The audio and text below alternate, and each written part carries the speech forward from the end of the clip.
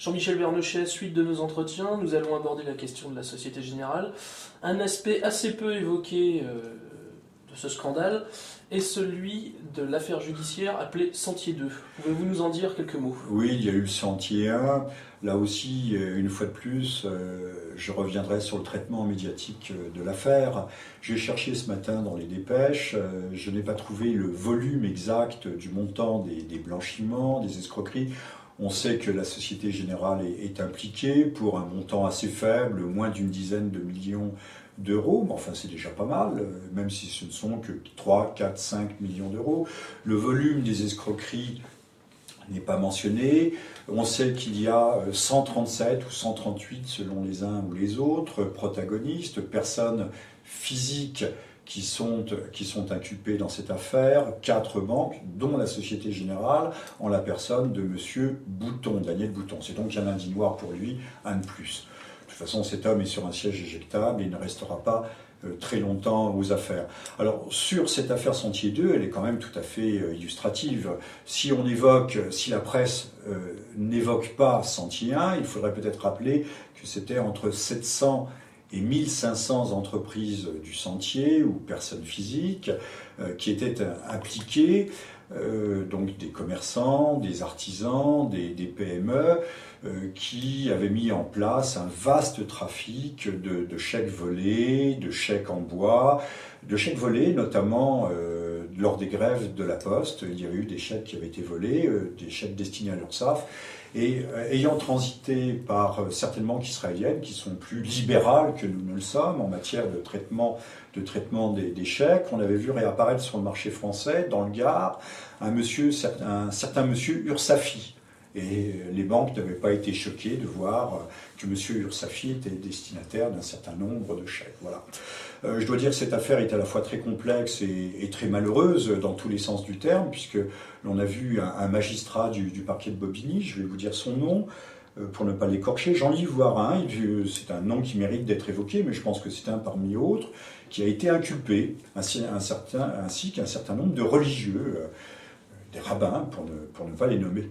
C'est bien malheureux, peut-être ces hommes s'abritent-ils derrière de nobles considérations, de nobles buts, peut-être trouver des financements à des associations caritatives, ou le soutien à des membres de leur communauté qui étaient pauvres. Toujours est-il que là, nous avons un scandale qui devrait ravager la planète médiatique et qui fait très peu de bruit. Qui fait extrêmement peu de bruit. Alors on se demande pourquoi il y a ce traitement, non pas un traitement de faveur, mais toujours ce 2 poids 2 mesures, qui ne s'applique pas uniquement d'ailleurs à ces questions financières.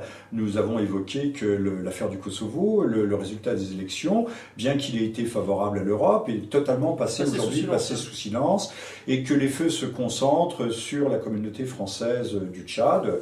La question est là, mais je pense que nos ressortissants sont tout à fait protégés par les éléments de l'armée française qui sont arrivés du Gabon, je crois.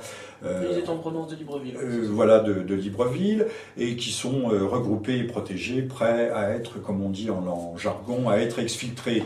Donc le traitement médiatique... Ce sont des pare-feux, en fait. La presse, non, mais il faudrait que l'esprit... Je pense que des écrans de fumée, des je pense que l'esprit critique... Tout à fait. L'esprit critique est déjà très développé chez les Français, qui ne sont pas plus bêtes que ça, et qui se rendent compte à quel point on les trompe et retrompe, et super-trompe en permanence. Les Français, on a tort de prendre le peuple français comme les peuples d'Europe pour plus bêtes qu'ils ne sont en réalité, même s'ils sont gavés et lessivés par la publicité quotidienne. Qu'allais-je dire que oui, la presse ment. Elle ment d'abord fondamentalement par omission, par le silence. On se concentre sur le Tchad, bien sûr, c'est une question importante, mais comme on l'a fait sur l'Arche de Zoé, on s'est concentré sur les aspects non seulement humanitaires, mais les aspects sentimentaux, alors que l'Arche de Zoé s'inscrivait visiblement dans le contexte de cette crise très grave, du déploiement à la fois des forces européennes et du déploiement de la force hybride internationale, des Nations Unies et de l'Union africaine. C'est du corps humanitaire qui était proposé par Kouchner. Je livre à la réflexion le fait qu'on détache je livre à la réflexion le fait qu'on détache toujours le côté anecdotique sur lequel les médias vont mettre l'accent du contexte géopolitique, qui est le seul contexte explicatif. Comment, pour en revenir à l'Arche de Zoé, comment expliquez-vous par exemple qu'il ait été très peu dit que le frère de notre président était membre du comité d'évaluation de Biotech, une entreprise qui avait des liens très étroits avec l'Arche de Zoé. Ici, nous ne faisons pas de polémique, il n'y a pas de lien direct, mais il est vrai qu'il peut y avoir une suspicion légitime sur certains buts cachés, pour ne pas dire peut-être donc inavoué, peut-être inavouable, de l'Arche de Zoé. Ne parlons pas d'expérimentation humaine, mais il est vrai que le lien avec la société biotech a été largement évacué. Sous-estimé, voire évacué. À une époque où on voit se multiplier, d'ailleurs à travers toute la planète, des affaires tout à fait monstrueuses, de trafic d'organes et autres. Alors là, ne tombons pas dans le fantasme, mais c'est vrai que c'était une mauvaise note, une de plus, pour l'image de marque de notre président.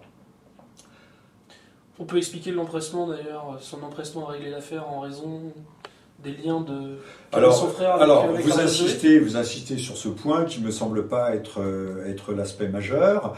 Mais c'est vrai que il valait mieux régler en urgence cette question qui s'est faite directement avec M. Idriss Déby, parce que encore une fois le contexte régional était sensible. Mais si vous le voulez bien, revenons quand même à la Société Générale. C'est un fait extrêmement important. Outre le traitement de ce Sentier 2, et on va voir ce qu'en dira la presse dans les jours qui viennent. C'est un procès qui doit durer plusieurs mois, dont nous y reviendrons. Il était extraordinairement révélateur de ce qu'est en vérité la Société Générale, sur laquelle plusieurs OPA, amicales ou inamicales, voire peut-être les banques en général, ce profil montre qu'en fait que la Société Générale n'est pas du tout l'édifice à la fois prestigieux, qu'il est rempli de failles. La question d'ailleurs à propos du jeune, comme on dit, du jeune, je ne sais pas pourquoi on dit jeune, à 31 ans, on est un homme tout à fait mûr, du jeune Kerviel. La question ne se pose pas de savoir s'il a été soutenu, non soutenu, couvert, non couvert, s'il a agi de son propre chef ou si sa hiérarchie était au courant. Je pense que la question ne se pose même pas. Toute l'affaire en soi est révélatrice d'un édifice, et l'édifice bancaire. On a la désagréable impression aujourd'hui que le système bancaire survit à travers le mythe de la transparence, à la fois de la transparence et de la sécurité. En tout cas, ce scandale, effectivement, montre que le roi est nu et que la Société Générale et certainement d'autres édifices bancaires, on l'a vu en Suisse avec la perte retentissante également de 7 milliards de dollars de l'USB, l'Union des banques suisses, qui était la banque jusqu'à présent, jusqu'à la banque Vatican. Nous reviendrons sur ces questions et sur la Northern Rock, que le nouveau monsieur Blair, j'allais dire monsieur Blair, non, monsieur Gordon Brown, l'immense, le très grand libéral, veut faire racheter par le gouvernement du Royaume-Uni, c'est-à-dire faire payer la dette de Northern Rock par la solidarité, par le truchement de la solidarité européenne, c'est-à-dire par vous et par moi. Donc l'édifice bancaire, et je crois qu'il nous faut hélas conclure, l'édifice bancaire se révèle comme quelque chose d'extrêmement instable, que ce soit l'affaire du Sentier 2 ou l'affaire de Kerviel, montre que on nous raconte des cracks, encore une fois, que l'on nous mène en bateau, et que ces gens qui se présentent comme des super technocrates ne sont en fait à la fois des hommes d'appareil et d'un appareil qui se goinfre, puisqu'on sait que pour M. Bouton, cette année, les stock options dépasseront les 3 millions d'euros, ajoutables aux 11 millions d'euros de sa rémunération habituelle. Jean-Michel Vernochet, merci.